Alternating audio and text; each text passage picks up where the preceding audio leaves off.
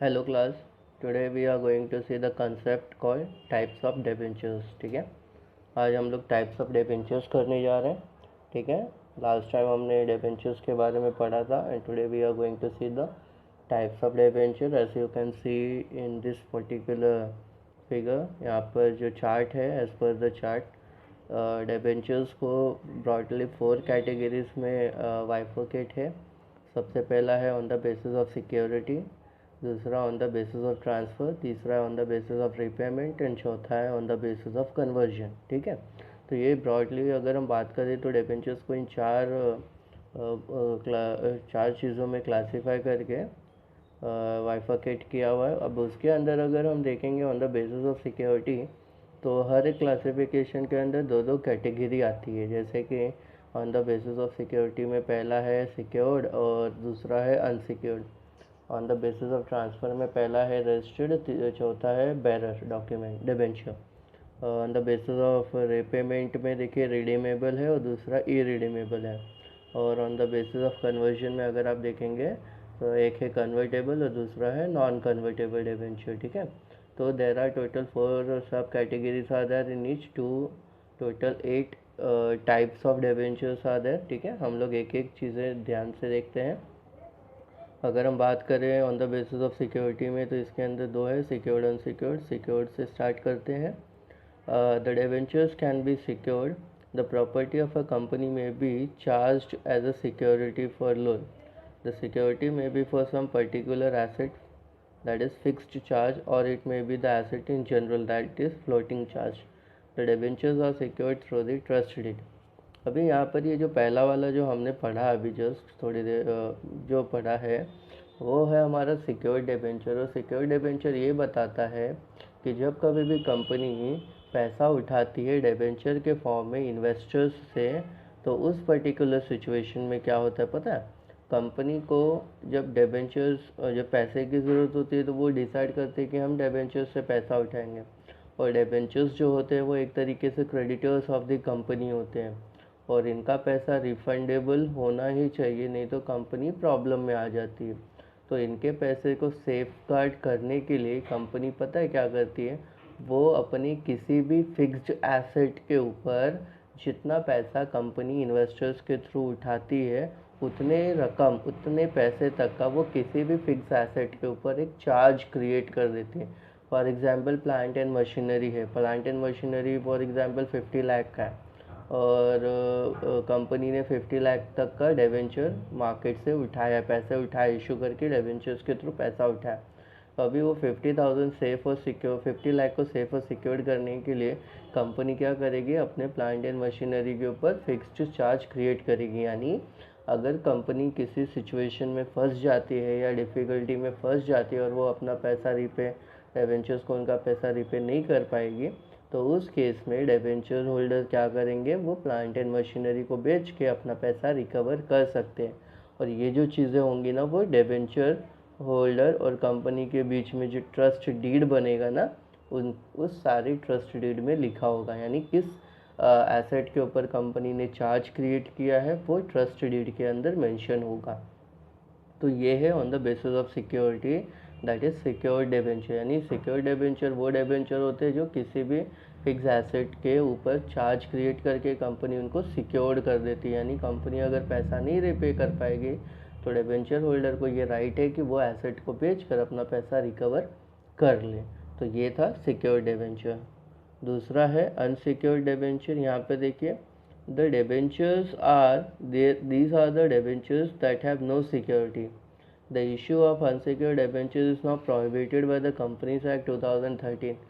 ये जो companies act 2013 है ना, इसके पहले आने के पहले इंडियन कंपनीज एक्ट 1956 चल रहा था. ठीक है, इंडियन कंपनीज एक्ट 1956 के अंदर ये जो दूसरा कैटेगरी ना अनसिक्योर्ड डिबेंचर, ये अनसिक्योर्ड डिबेंचर इशू हुआ करते थे और होते भी थे. ठीक है, लेकिन जब से इंडियन कंपनीज एक्ट 2013 आया है अमेंड होके, ठीक है ना, तब से कंपनी ने ये अनसिक्योर्ड डिबेंचर्स इशू करना बंद कर दिया, क्योंकि इंडियन कंपनीज एक्ट 2013 क्या कर रहा है, प्रोहिबिट कर रहा है. प्रोहिबिट मतलब क्या, रिस्ट्रिक्शन कर रहा है. आप अब कंपनी अनसिक्योर्ड डिबेंचर इशू नहीं कर सकते। इसके लिए अब जो पहले इशू हो चुके हैं अनसिक्योर्ड डिबेंचर, उसका तो कोई टेंशन नहीं है, क्योंकि वो कहीं ना कहीं किसी तरीके से कंपनी रीपे कर देगी। बट अब जो कंपनीज एक्ट 2013 जब से इम्प्लीमेंट हुआ है, उसके बाद से कंपनी नया अनसिक्योर्ड डिबेंचर इशू कर नहीं सकती, उनके पास राइट्स नहीं है। ठीक है। और ये जो अनसिक्योर्ड डिबेंचर होते थे, इसमें क्या होता था, सिक्योर्ड और अनसिक्योर्ड के बीच में एक बेसिक डिफरेंस ये था कि जो एसेट अनसिक्योर्ड मतलब जो डिबेंचर अनसिक्योर्ड होते थे, उन डिबेंचर्स का किसी भी एसेट्स के ऊपर कोई चार्ज नहीं क्रिएट होता था। यानी ये जो अनसिक्योर्ड डिबेंचर होल्डर होते थे ना, इनको ये नहीं पता होता था कि अगर कंपनी अगर प्रॉब्लम में है, कंपनी अगर बंद हो रही है, तो हम कौन सा एसेट बेच के अपना लॉस रिकवर करेंगे।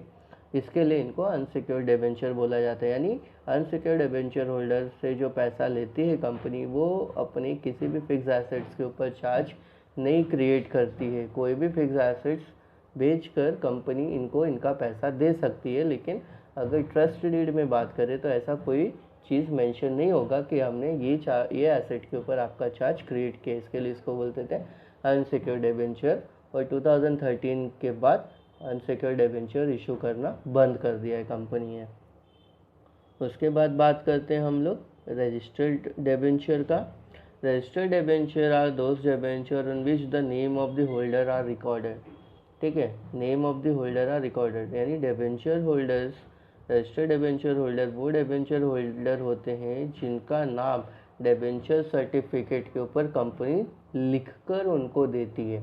अभी किसी भी डॉक्यूमेंट पे अगर आपका नाम लिख दिया जाए तो वो डॉक्यूमेंट क्या हो जाता है, आपके नाम पर इश्यूड हो जाता है। ठीक है।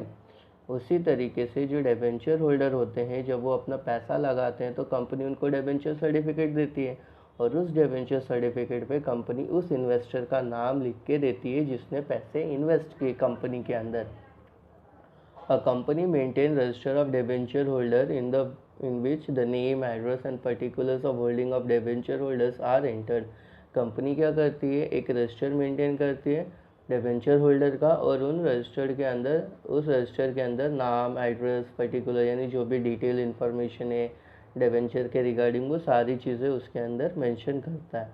The transfer of registered debenture require the execution of regular transfer deed. ठीक है, यहाँ पे जो ट्रांसफ़र ऑफ रजिस्टर्ड है डिबेंचर होल्डर है, ट्रांसफ़र करने के लिए उनको एक ट्रांसफ़र डीड साइन करके फॉर्म फिलअप करके देना पड़ेगा। अगर कोई डिबेंचर होल्डर अपना डिबेंचर ट्रांसफ़र करना चाहता है एक बंदे के नाम से दूसरे बंदे के नाम पे, तो उनको एक फॉर्म भरना पड़ेगा जिसको बोलते हैं ट्रांसफ़र डीड। और इस पर्टिकुलर फॉर्म को फिलअप करने के बाद, ओरिजिनल डिबेंचर सर्टिफिकेट अटैच करने के बाद कंपनी के रजिस्टर्ड ऑफिस पे देना है, और कंपनी के मेंबर्स डिसाइड करेंगे कि डिबेंचर ट्रांसफ़र होगा कि नहीं।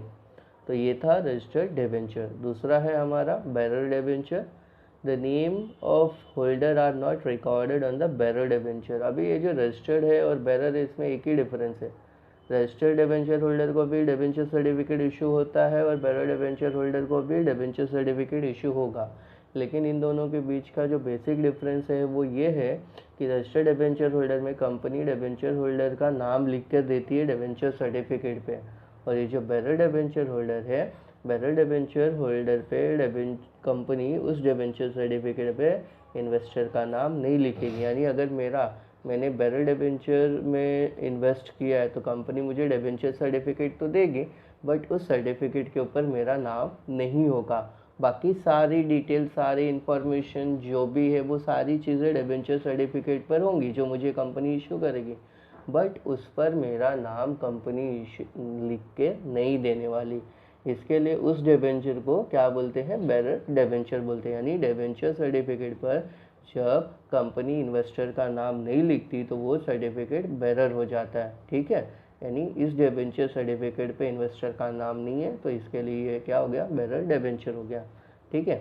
Their name does not appear on the register of debenture holder. और रजिस्टर डिबेंचर होल्डर का जो रजिस्टर है उसके अंदर भी डिबेंचर होल्डर का नाम नहीं रहेगा। Such debenture are transferred by mere delivery.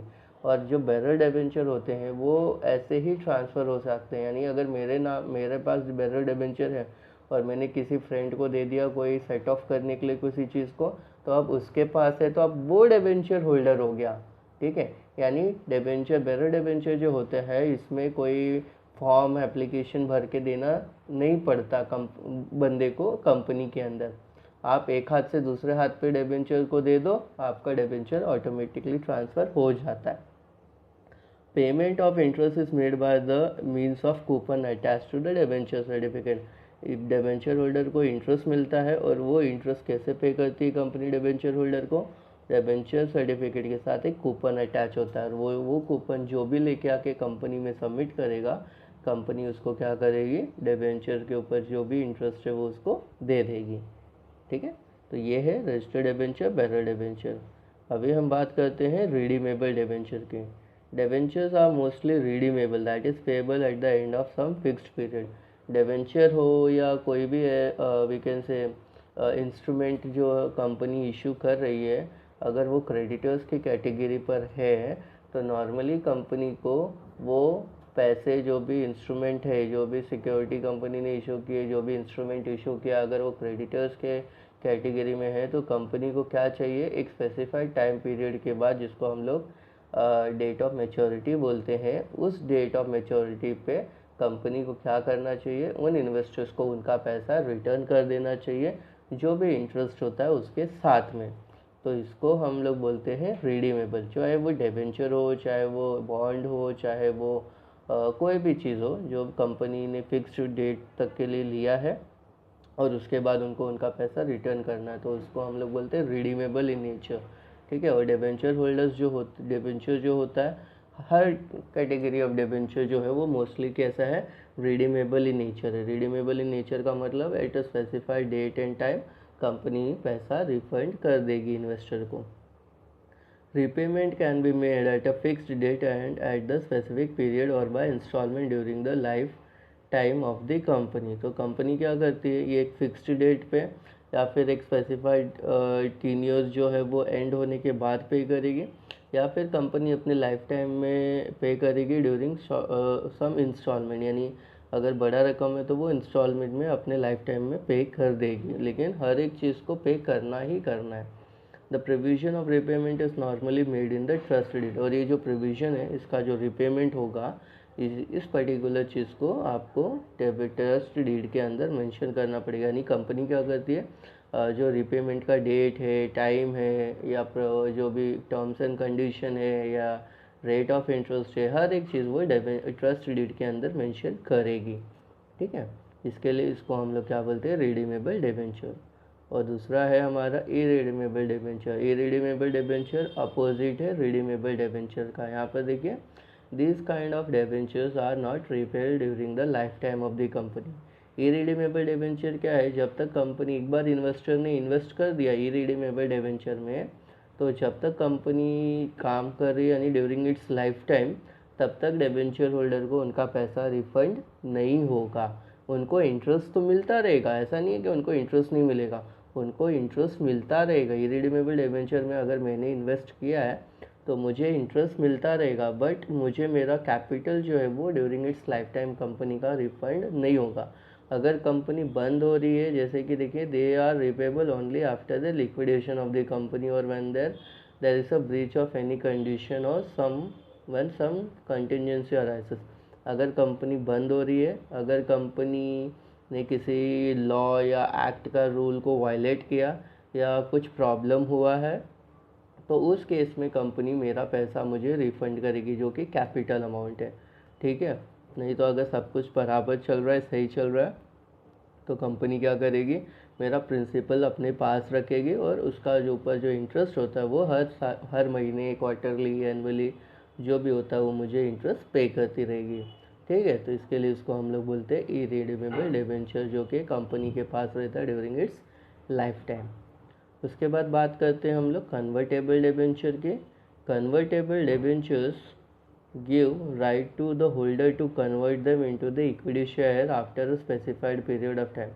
यानी ये जो कन्वर्टेबल डिबेंचर होते हैं वो क्या है, वो इन्वेस्टर को एक राइट देते हैं कि जब आपका पैसा मैच्योर हो जाएगा तो ऑटोमेटिकली कंपनी क्या करेगी, आपका डिबेंचर का पैसा मैच्योर होने के बाद उसको ऑटोमेटिकली इक्विटी शेयर्स में कन्वर्ट कर देगी। इसके लिए इसको क्या बोलते हैं, कन्वर्टेबल डिबेंचर। ठीक है, सच right is mention in the debenture certificate. और ये जो कन्वर्टेबल डिबेंचर का ये जो राइट है जो डिबेंचर होल्डर को मिला है, ये कंपनी सर्टिफिकेट के अंदर मेंशन करने वाली है। The issue of convertible debenture must be approved by the special resolution in the general meeting before they are issued to the public. और ये जो कन्वर्टेबल डिबेंचर है इससे रिलेटेड एक स्पेशल रेजोल्यूशन पास करना पड़ता है जनरल मीटिंग में, और फिर जाकर कंपनी कन्वर्टेबल डिबेंचर इशू कर सकती है। These debentures are advantages for the holder. और ये जो डिबेंचर होल्डर होते हैं ना, एक तरीके के बोल सकते हैं एडवांटेज होता है डिबेंचर होल्डर के लिए, या फिर बेनिफिट होता है डिबेंचर होल्डर के लिए। Because of this conversion right, convertible debenture is entitled to equity share at the rate of lower than the market value. क्योंकि ये राइट मिला हुआ है डिबेंचर होल्डर को, तो डिबेंचर होल्डर को ये फ़ायदा होता है कि जो इनका जो डिबेंचर है वो ऑटोमेटिकली इक्विटी शेयर्स में कन्वर्ट हो रहा है, और जो इक्विटी शेयर्स में कन्वर्ट हो रहा है वो लेस देन मार्केट वैल्यू में उनको शेयर्स मिल रहे हैं। ठीक है ना, तो ये कहीं ना कहीं प्रॉफिट है इन्वेस्टर्स के लिए जो कन्वर्टेबल डिबेंचर्स में इन्वेस्ट करता है। और उसके बाद हम बात करते हैं नॉन कन्वर्टेबल डिबेंचर की। So non convertible debentures are not convertible into the equity shares on maturity. यानी नॉन कन्वर्टेबल डिबेंचर वो डिबेंचर होते हैं जिसको मैच्योरिटी के बाद इक्विटी शेयर में कन्वर्ट नहीं होता, यानी वो इक्विटी शेयर में कन्वर्ट नहीं होने वाले, और वो मैच्योरिटी पे कंपनी क्या करेगी, उनको डिबेंचर होल्डर को उनका पैसा रिफंड कर देगी। This debenture are redeem on maturity. ये डिबेंचर क्या होता है, रिडीमेबल हो जाते हैं। This debentures suffer from the disadvantages that there is no appreciation in the value. ठीक है, ये डिबेंचर होल्डर क्यों सफ़र कर रहे हैं, क्योंकि इनका जो कैपिटल है उसके अंदर कोई अप्रिसिएशन नहीं होता। इसके लिए ये एक तरीके का बोल सकते हैं कि डिसएडवांटेजेस होता है इन्वेस्टर्स के लिए। तो ये था हमारा आज का total we can say types of debentures जो हमने देखा। हमने सारे 8 कैटेगरीज ऑफ डिबेंचर्स देख लिए, 8 टाइप्स ऑफ डिबेंचर्स देख लिए, 4 categories are there, 8 types are there. ठीक है, तो हमने सारी ये कैटेगरी देख ली। अब हम बात करते हैं एक्सेप्टेंस ऑफ डिपॉजिट। ठीक है, तो ये भी एक इम्पॉर्टेंट कंसेप्ट है, एक्सेप्टेंस ऑफ डिपॉजिट। आपको याद होगा मैंने चैप्टर नंबर 5 अगर आपने देखा होगा या पढ़ा होगा, मैंने वैसे वीडियो दिए हैं। आपने जो चैप्टर नंबर 5 अगर देखा रहेगा तो वो पूरा का पूरा चैप्टर ही हमारा डिपॉजिट्स के ऊपर है। ठीक है, और उसका छोटा सा कंसेप्ट यहाँ पर 2.2.2 में यहाँ पर डिपॉजिट के फॉर्म में, एक्सेप्टेंस ऑफ डिपॉजिट के फॉर्म में दिया हुआ है। ठीक है, यहाँ पर देखिए, public deposit is an important source of financing the short term requirement. Public deposit is an important source of financing the short-term requirement of the company। ये जो पब्लिक फाइनेंस हो, पब्लिक डिपॉजिट होता है, ये एक तरीके का शॉर्ट टर्म फाइनेंस है, शॉर्ट टर्म रिक्वायरमेंट जो है कंपनी की वो फुलफ़िल करने का काम करता है। Company receive fixed deposit from the public for a period ranging from 6 months to 36 months. Company क्या करती है, डिपॉजिट के फॉर्म में इन्वेस्टर से पैसा लेती है। मिनिमम जो पैसा वो ले सकती है, मिनिमम टाइम ड्यूरेशन के लिए वो 6 महीने होता है, और मैक्सिमम टाइम ड्यूरेशन जो वो पैसा अपने पास रख सकती है वो 36 मंथ्स यानी 3 साल के लिए। 6 महीने से लेकर 3 साल तक के बीच का ये जो होता है ये पब्लिक डिपॉजिट एक्सेप्ट कर सकती है। Such deposits are called as a public deposit, और इस तरीके के डिपॉजिट्स को पब्लिक डिपॉजिट कहा जाता है। Under this method general public is invited to deposit their saving with the company for a varied period. ये जो पब्लिक डिपॉजिट होती है वो पब्लिक लिमिटेड कंपनी क्या करती है, जनरल पब्लिक को इनवाइट करती है और उनको पैसा इन्वेस्ट करने के लिए बोलती है। Interest is paid by the company on such deposit. Company क्या करती है, एक बार डिपॉजिट एक्सेप्ट कर लिया तो कंपनी सारे डिपॉजिट होल्डर्स को इंटरेस्ट पे करती है। The company issue deposit receipt to the depositor. और कंपनी हर डिपॉजिट होल्डर को डिपॉजिट रिसिप्ट यानी सर्टिफिकेट जो है वो इशू करती है। The terms of deposit are mentioned in the deposit receipt. Deposit receipt is an acknowledgement of debt loan by the company। जो डिपॉजिट सर्टिफिकेट के अंदर सारे टर्म्स एंड कंडीशन मेंशन होते हैं, और ये जो डिपॉजिट रिसिप्ट है ये एक तरीके का डेट कैपिटल या फिर एक तरीके का लोन है कंपनी के लिए। डिपॉजिट्स आर इधर सिक्योर्ड और unsecured loan offered by the company. ये जो डिपॉजिट होते हैं समटाइम ये सिक्योर्ड होते हैं और समटाइम ये अनसिक्योर्ड होते हैं, तो ये दोनों कैटेगरी के अंदर आ सकते हैं, सिक्योर्ड और अनसिक्योर्ड दोनों कैटेगरी के अंदर आते हैं। ठीक है, अभी हम स्टार्ट करते हैं मीनिंग इसका। As per section 2 subsection 31 of the companies act 2013, deposit include any receipt of money by way of deposit और लोन और in any other form by a company. यानी डिपॉजिट वो होता है जो कंपनी डिपॉजिट के फॉर्म में लेती है या फिर कंपनी लोन के फॉर्म में लेती है, या कोई ऐसा पैसा लिया कंपनी को मिल रहा है जो उधार हो, जो डेट रिफ्लेक्ट कर रहा हो कंपनी के लिए, but does not include such categories of amount as may be prescribed in the consultation with the Reserve Bank of India।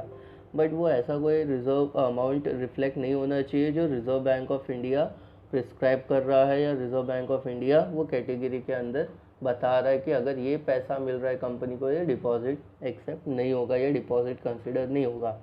तो रिजर्व बैंक ऑफ इंडिया का जो कैटेगरी है उसके अंदर अगर कोई पैसा आ रहा है कंपनी के पास तो वो डिपॉजिट नहीं होगा। उसके अलावा कंपनी डिपॉजिट ले रही है या कंपनी लोन ले रही है या कंपनी को किसी ऐसे फॉर्म में मिल रहा है जो डेट कैपिटल रिफ्लेक्ट कर रहा हो, तो वो डिपॉजिट की कैटेगरी के अंदर कंपनी वो पैसे को डाल सकती है। The above expression has been further elaborated by rule 2 sub rule 1 section C of the companies acceptance of deposit rule 2014। Rule देखिए क्या बोल रहा है। This rule provide that deposit means any receipt of the money in the form of deposit और loan by the company. यानी company किसी भी पैसे को in the form of deposit और लोन रेज कर सकती है। However deposit does not include the following. यानी जो रिजर्व बैंक ऑफ इंडिया ने जो ये यहाँ पे देखिए, ये जो रिजर्व बैंक ऑफ इंडिया का जो प्रिस्क्राइब्ड कैटेगरी ऑफ कंसल्टेशन है उसके अंदर देखिए ये सारी चीज़ें, अगर पैसा अगर इस फॉर्म में पैसा कंपनी को मिल रहा है तो वो डिपॉजिट कंसिडर नहीं होगा। जैसे कि any amount receive from the central government और the state government. Reserve bank of India ये बोल रहा है कि अगर किसी कंपनी को सेंट्रल गवर्नमेंट से या स्टेट गवर्नमेंट से पैसा मिल रहा है तो वो डिपॉजिट एक्सेप्ट नहीं होगा, यानी वो डिपॉजिट कंसिडर नहीं करेगी कंपनी और वो डिपॉजिट नहीं होता है। Any amount received as a loan from any banking company. अगर किसी बैंकिंग कंपनी से अगर कंपनी ने लोन उठाया तो वो भी लोन कंसिडर होगा, ना कि deposit. Any amount receive from the foreign government और इंटरनेशनल बैंक। अगर किसी कंपनी ने फॉरेन गवर्नमेंट से पैसा लिया है या इंटरनेशनल बैंक से पैसा लिया है तो उसको भी डिपॉजिट नहीं बता सकते वो लोग। Any amount received by company from any other company. एक कंपनी ने किसी दूसरे कंपनी से पैसे बोरो किए तो उसको भी वो डिपॉजिट कंसिडर नहीं कर सकते। Any amount raise by issuing commercial paper. अगर कंपनी कोई कमर्शियल पेपर इशू करके पैसे उठाती है तो उसको भी डिपॉजिट नहीं बोला जा सकता। Any amount raised bye issue of bond. अगर कंपनी मार्केट में बॉन्ड इशू करती है और कंपनी बॉन्ड के थ्रू पैसा रेज करती है तो उसको भी डिपॉजिट नहीं बोला जाएगा। Any amount received in trust. अगर कोई पैसा रिसीव करता है कंपनी किसी ट्रस्ट से तो उसको भी यहाँ पर वी कैन नॉट से कि ये डिपॉजिट है या ये डिपॉजिट आपकी कैटेगरी में डाल दो, ठीक है ना। Any amount received by way of subscription to any share और डिबेंचर। अगर किसी ने कंपनी का कोई शेयर या डिबेंचर परचेस किया तो उसको भी कंपनी क्या करेगी, डिपॉजिट्स के फॉर्म में नहीं डाल सकती। और यहाँ पर देखिए टर्म्स एंड कंडीशंस जो एक्सेप्टेंस ऑफ डिपॉजिट है वो चैप्टर नंबर 5 में है और इसके ऊपर मैंने ऑलरेडी वीडियो बनाया है और आप लोग को अगर नहीं गो थ्रू किए तो आप एक बार गो थ्रू कर लीजिए। सो यहाँ पर ये जो है ये हमारा जो ये कंसेप्ट है छोटा सा, यहाँ पर एक्सेप्टेंस ऑफ डिपॉजिट यहाँ पर कंप्लीट होता है, ठीक है। नेक्स्ट लेक्चर में हम लोग बॉन्ड स्टार्ट करेंगे। सो यहाँ तक आज के लेक्चर में यहीं तक, ठीक है। Bond we will do in the next lecture, ठीक है। 2 कंसेप्ट बताया, types of debenture and public deposit. Please go through the concept. If you have any doubt any problem आप मुझे टेक्स्ट करो। Thank you.